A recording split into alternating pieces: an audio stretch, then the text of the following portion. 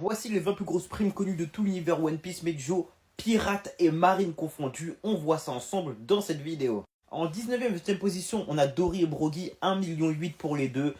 Clairement assez mérité vu leur force de destruction massive. Même si le fait que Mr. Steel les ait tapés dans...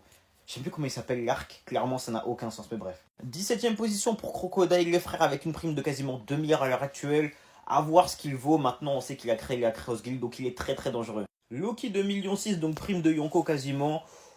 Pareil, à devoir ce qu'il va proposer, on n'a rien vu pour l'instant, mais je sens qu'il est surpuissant. Ensuite de ça, les 4 amiraux, Ryukyu, Fujitora, Kizaru et Garp, qui n'est pas un amiral, mais un équivalent, on va dire.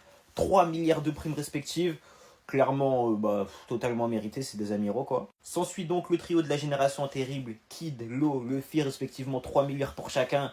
Même si Luffy c'est qu'une question de temps avant qu'il monte, déjà fin de l'arc il va monter. Baggy quasiment 3 milliards les frères, bon on sait tous pourquoi est-ce qu'il y a une grosse prime comme ça.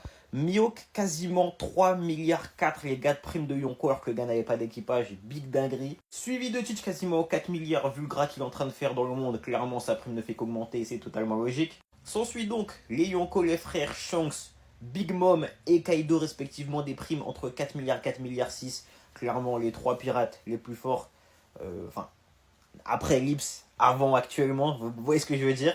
Akainu 5 milliards les gars, 5 milliards pour l'amiral chef, c'est une dinguerie, 5 milliards. Les gars, faut se rendre compte de la prime. 5 milliards les gars. Et enfin les deux légendes, Newgate et Roger, respectivement les frères, 5 milliards et 5 milliards 5. Grosse dinguerie. Clairement, avec le temps de rassemblement, la prime de Xebec qui va monter dans le top 3, je pense. Celle de Dragon qui est probablement dans le top 5 aussi, voire top 3 en réalité. Donc ouais, on va voir ce que ça va proposer, ça va être plutôt pas mal.